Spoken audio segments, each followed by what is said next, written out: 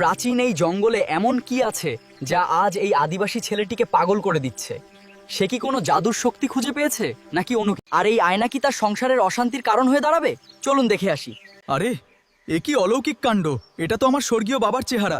বাবা জঙ্গল থেকে সোজা এই জাদুকরি চাকতির ভেতর চলে এসেছেন। আমি তো বিশ্বাসই করতে পারছি না। বাবা, তুমি ওখানে কেমন আছ?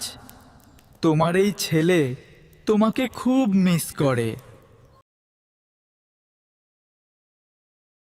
কি এত বড় সাহস! আমার ঘরে অন্য মেয়ে, আমার স্বামী আমার আড়ালে এই মেয়েটার সাথে প্রেম করে। আজ বাড়ি ফিরুক, ঝাড়ু দিয়ে পিটিয়ে সোজা করব। মা, দেখে যান আপনার ছেলের কীর্তি। জঙ্গল থেকে একটা ডাইনি ধরে এনে লুকিয়ে রেখেছে। এই দেখুন, এই চাকতির ভেতর কুৎসিত একটা রাক্ষসী বসে আছে। কেন এমন করছেন উনি? ধুর পাগলি, এটা কোনো ডাইনি না, এটা তো একটা বুড়ি শাকচুন্নি। আমার ছেলেও যেমন, পছন্দও তেমন।